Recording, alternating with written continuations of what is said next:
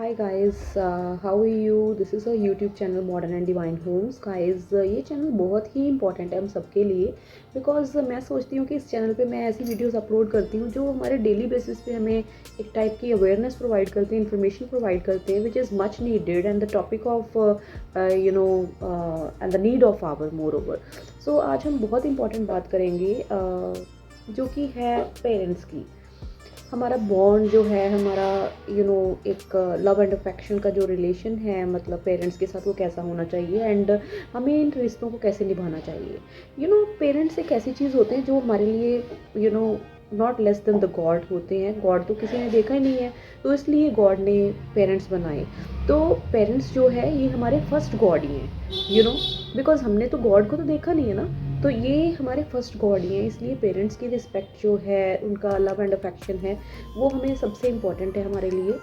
देखो, जो इंसान पेरेंट्स की कदर नहीं करता, वो किसी की कदर नहीं कर सकता, वो किसी की रिस्पेक्ट नहीं कर सकता, और बाद में लोग भी उसकी रिस्पेक्ट नहीं करते जो अपने पेरेंट्स की रिस्पेक्ट नहीं करता। इसलिए मैं आज कुछ ऐसे टिप्स आपको बताऊंगी जिसके थ्रू आप you can win the favour of your parents, you can win the love affection of your parents. वो ना चाह के भी आपके साथ अच्छा, मतलब वो कहेंगे कि ये हमारा बच्चा सबसे अच्छा है। तो इसलिए वो कौन से पॉइंट्स है जो आपने मतलब ध्यान में रखने हैं, बिकॉज देखो, सारी उम्र उन्होंने अपने मतलब सारा कुछ छोड़ के उन्होंने आपके लिए लाइफ पूरी कुर्बान की है, आपके लिए सारी चीज़ें आपको अवेलेबल करवाई है टाइम टू टाइम, एंड सारी उम्र उन्होंने आपके लिए ही सब कुछ किया है।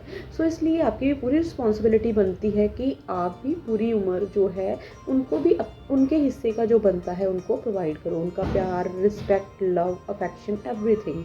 यू नो तो गाइस, धीरे धीरे जैसे मतलब हम टेक्नोलॉजी की ओर बढ़ रहे हैं, वैसे वैसे हमारा जो झुकाव है मतलब पेरेंट्स की तरफ, जहाँ मतलब हमारे जो भी हमारे इंपॉर्टेंट रिलेशंस हैं लाइफ में, उनकी तरफ कम हो रहा है। Because this things are inversely proportional to each other. जैसे जैसे हम we are more incline toward the technology, तो ये हमारा मतलब हमारा मतलब इमोशनल बॉन्ड है एक दूसरे के प्रति, वो ख़त्म हो रहा है धीरे धीरे। तो दैट इज़ वाई मतलब हमने देखो ये चीज़ों को एकदम से मतलब हावी नहीं होने देना जो टेक्नोलॉजी है, because we all know that technology जो है सभी की लाइफ में इन्वेड इतनी कर गई है कि यू कैन सी 4 लोग अगर हस्बैंड वाइफ और 2 बच्चे हैं आपके, तो एक ही रूम में बैठे हैं, they have their phones, own phones, they are spending time with their phones other than that of their parents. ठीक है, तो इवन उन्होंने कोई चीज़ भी मांगनी होती तो मैसेज कर देते with in the same room, mummy पानी चाहिए, मम्मी ये चाहिए, पापा चलो आज घूमने चलते हैं, तो मैसेज कर देते हैं with in the same room.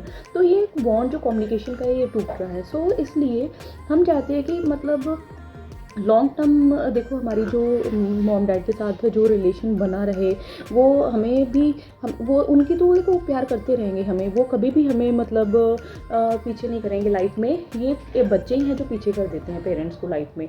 तो इसलिए बच्चों को चाहिए कि मतलब टाइम टू टाइम उन्हें पूछे, उन्हें क्या चाहिए क्या नहीं चाहिए। और अगर ज़रूरी नहीं है कि मतलब हम हमारे पूछने से ही हम उन्हें प्रोवाइड करें, हमें पता होता है कि जैसे उनको शुरू से पता चल जाता था कि मुझे क्या चीज़ चाहिए, या मेरा दूसरा भाई बहन है उसको क्या चीज़ चाहिए, पहले से ही वो जज कर लेते थे मॉम डैड की, हाँ, तो एंड प्रोवाइड करवाते थे उसी टाइम। और वो भी एक चीज़ हम मांगते थे, 3 चीज़ें मिलती थी, कभी किसी चीज़ की कमी नहीं छोड़ी। तो आजकल की जनरेशन को क्या हो गया है, हम नहीं जान सकते कि हमारे पेरेंट्स को किस चीज़ की ज़रूरत है। उन्हें दवाइयाँ चाहिए टाइम टू टाइम, उन्हें ट्रीटमेंट चाहिए टाइम टू टाइम, उन्हें लुक आफ्टर चाहिए टाइम टू टाइम, उन्हें ट्रीटमेंट्स चाहिए टाइम टू टाइम, उन्हें डॉक्टर के पास लेके जाना है हमें टाइम टू टाइम, ताकि हमें पता चल सके कि उन्हें कौन सी बीमारियाँ हैं, या मतलब उनका ताकि हम टाइमली ट्रीटमेंट कर सकें। हम क्या करते हैं, आजकल की जनरेशन इतनी ज़्यादा बिजी हो गई है अपने लाइफस्टाइल में, अपने कामों में, कि उनके पास सैटरडे संडे के अलावा टाइम ही नहीं है अपने पेरेंट्स के पास बैठने का। इवन कहीं तो ये है कि इनकी सैटरडे संडे भी छुट्टी नहीं होती, ऑफ नहीं होता, उनके पास समझ लो टाइम ही नहीं है। ठीक है, तो वो एक बॉन्ड, एक रिलेशन जो है पेरेंट्स के साथ, वो ख़त्म ही है। इसलिए हमें चाहिए कि जैसे शुरू से उन्होंने हमारे साथ बैठ के लंच किया, डिनर किया, ब्रेकफास्ट किया, जो भी जब भी टाइम मिला हमने टाइम स्पेंड किया, मील्स हमें प्रोवाइड करते थे, तो हम साथ में बैठ के शेयर करके खाते थे सारे, मतलब मिलजुल के खाते थे। तो अब क्या हो गया कि हम मतलब इतने ज़्यादा लाइफ में बिजी हो गए कि हमारे पास टाइम ही नहीं है मॉम डैड के साथ बैठ के खाना खाने का, इवन उन्हें डिनर डेट्स पे ले जाने का। हम देखो, हमें ये याद होता है हमने अपनी गर्लफ्रेंड, हमने अपनी वाइफ, हमने अपनी फ्रेंड्स को लेके जाना है मतलब पार्टीज़ पे, क्लब्स पे, डिस्कोज़ में। इवन ये चीज़ हम अपने पेरेंट्स के साथ भी कर सकते हैं। उन्हें इतना अच्छा लगेगा कि उनकी ओल्ड एज में उन्हें कोई पूछने वाला है। आजकल सबसे ज़्यादा एंग्जायटी और डिप्रेशन की प्रॉब्लम इसीलिए हो रही है क्योंकि जो बच्चे हैं पेरेंट्स के साथ बिल्कुल कट ऑफ कर चुके हैं। इवन मैं पार्क में जाती हूँ तो वहाँ पे एक बूढ़े से अंकल आते हैं। इवन मतलब ही वॉज सैलरीड पर्सन, मतलब गवर्नमेंट जॉब से वो रिटायर्ड है अब, and he is getting handsome salary. उनके बच्चे पूछते नहीं उन्हें, अकेले रहते हैं वो, एंड मेड रखी हुई है, मेड सारा काम करती है, रोटी बना के जाती है। तो मतलब एक टाइप की मतलब हमारा ये जो बॉन्ड है ये धीरे धीरे वीक हो रहा है। इसलिए ताकि ये बॉन्ड ब्रेक ना हो और ये प्यार यही बना रहे जो पेरेंट्स का अपने बच्चों के साथ है और बच्चों का पेरेंट्स के साथ है, वाइस वर्सा, ये प्यार हम इंश्योर करें कि ये ऐसे ही बना रहे। इसलिए हमें चाहिए कि उन्हें टाइम टू टाइम हमें लुक आफ्टर करें, हम पूछें उन्हें किस चीज़ की ज़रूरत है। जैसे सारी उम्र उन्होंने हमें पूछा, परवरिश की। देखो it is not a matter of 1 और 2 ईयर्स और 3 ईयर्स और 10 ईयर्स। उन्होंने हमें 20 साल तो देखा ही है। जब तक हम जॉब करने नहीं लग गए तब तक उन्होंने हमें सब कुछ प्रोवाइड किया, right from meals, everything, clothes, shelter, everything. They provided us with the transport charges, college fees, school fees, everything they have provided with us. ठीक है, हमें टाइम टू टाइम ओकेजनली जो हम कपड़े पहनते थे, जो ब्रांडेड क्लोथ्स, वो भी लेके दिए। किसी मैरिज पार्टी पे जाने के लिए हमें एक्सेप्शनल कपड़े लेके देते थे कि मेरे बच्चों जैसा कोई ना लगे। तो हमारी रिस्पॉन्सिबिलिटी नहीं बनती कि मेरे पेरेंट्स जैसा कोई ना हो, मेरे जैसा कोई ना हो, कि मैं ऐसे लुक आफ्टर करूँ अपने पेरेंट्स की कि लोग मेरे को एग्जाम्पलीफाई करें। सो ये चीज़ हम में सब में होनी चाहिए।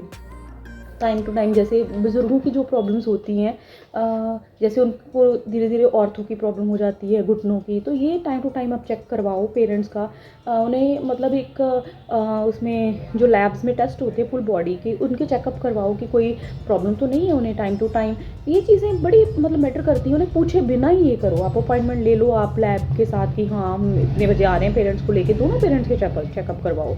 ठीक है, देखो उनके जितने भी बच्चे थे उन्होंने सबको पाला, इक्वली पाला। उन्होंने कभी पार्शियलिटी नहीं की कि मैं इसको ज़्यादा दूँ या इसको कम दूँ। उन्होंने सब में कोई भेदभाव नहीं किया और सबको इक्वली चांस दिया आगे बढ़ने का लाइफ में।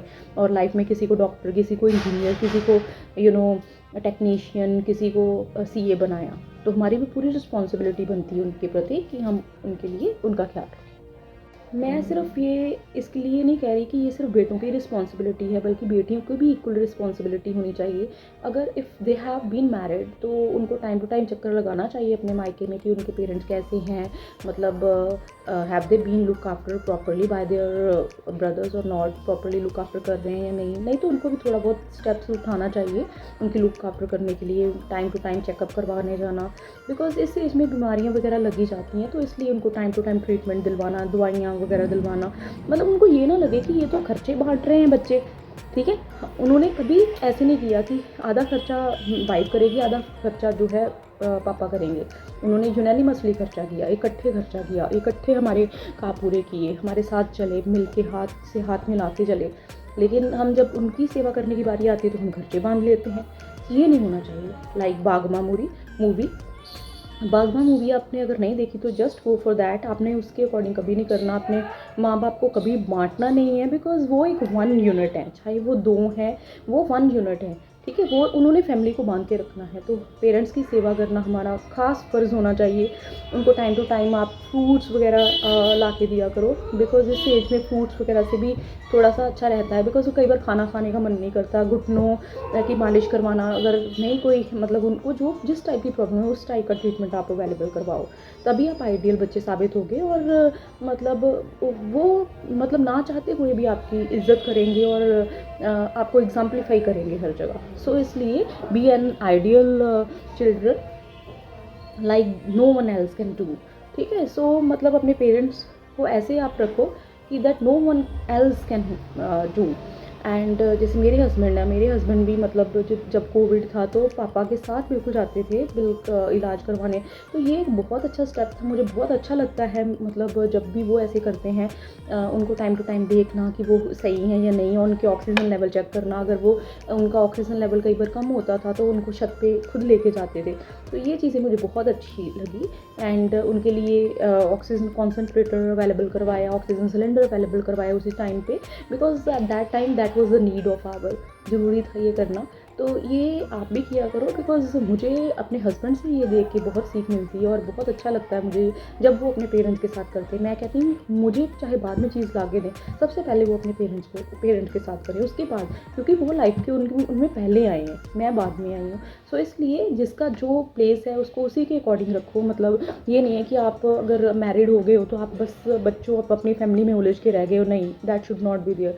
बिकॉज आप ये सोचो कि आप कभी बड़े ही नहीं हुए। जब आप ये सोचोगे तो आपका बॉन्ड आपके पेरेंट्स के साथ बहुत अच्छा रहेगा। आप ये सोचो कि आप अभी भी छोटे हो, आपका अपने पेरेंट्स के साथ बॉन्ड ऐसे बना के रखना है जैसे कि आप बच्चे ही है। उनके साथ बैठ के खाओ, उनके साथ आउटिंग्स पे जाओ, उनको क्लब डिस्कोज में लेके जाओ, मैं तो ये भी कहती हूँ, ठीक है। बल्कि उनको भी पता चले कि मतलब हमारे बच्चे हमारे साथ कितना करते हैं, ठीक है। Age is just a number, age तो कोई वो है ही नहीं, बार ही नहीं है, जहाँ मर्जी लेके जाओ। टाइम टू टाइम उनको रिजॉर्ट्स वगैरह की टिकट अवेलेबल करवाओ, होटल्स की टिकट अवेलेबल करवाओ, ताकि दोनों आपस में टाइम स्पेंड करके जाएँ। देखो, मैं ये कहूँगी कि अगर आप इतने कैपेबल हो, you can afford your parents expenses much affordably, तो आप ऐसा, मतलब देखो ये टैबू ही है कि जो क्लब्स और डिस्कोस बने ये सिर्फ यंगस्टर्स ही इंजॉय कर सकते हैं, वहाँ जाके वही डांस कर सकते हैं, खा पी सकते हैं। ऐसा नहीं होना चाहिए। फॉरेन्स में देखो जो बुजुर्ग हैं उनके लिए मतलब अलग से वो इतना ज़्यादा इंजॉय करते हैं, जो ओल्ड एज होम है, मतलब वो टाइम टू टाइम विजिट करवाते हैं उन्हें पब्स एंड डिस्कोस में, बहुत इंजॉय करते हैं वो। तो यहाँ क्यों नहीं, यहाँ भी आप अपने पेरेंट्स को पब्स एंड डिस्कोस के पासेस दिलवाओ, वो टाइम टू टाइम जाके एंजॉय करें। बल्कि हर बच्चे का वो होना चाहिए, इस असूल होना चाहिए कि हम टाइम टू टाइम उन्हें विजिट करवाएं विजिटिंग प्लेसेस पे, क्योंकि इस टाइम पे एनर्जी बहुत कम होती है शरीर में, जब बूढ़ा हो जाता है इंसान। जब हम बूढ़े होंगे तब पता चलेगा। हालांकि मैंने भी अभी तक पब्स और डिस्कोस देखे नहीं है, लेकिन मेरा आइडिया है कि मतलब पेरेंट्स के साथ ऐसे मतलब हम करें तो बहुत अच्छा लगेगा उनको भी और हमें भी, करके उनके साथ ये ट्रीटमेंट। तो इसलिए मतलब मैंने भी नहीं देखे, तो इसलिए मतलब मैं यही सोचती हूँ सबके लिए कि अगर आप इतने वेल वर्स्ड हो, अपनी लाइफ में इतने सेटल्ड हो, तो अपने पेरेंट्स को ये लाइफ जरूर एंजॉय करवाओ, ताकि उन्हें एक type of sort of energy मतलब बॉडी एंड माइंड में महसूस हो। बिकॉज इस एज में वैसे ही एनर्जी नहीं होती, और बच्चे ना पूछे तो और ज़्यादा एनर्जी लेवल लो हो जाता है। तो इसलिए हमें टाइम टू टाइम उन्हें मतलब ऐसी डोज देनी चाहिए कि वो लाइफ में एक एनर्जेटिक महसूस करें, because age is just a number. And ये आप प्रूव करो उनके लिए। Thank you, like and subscribe our channel, thank you.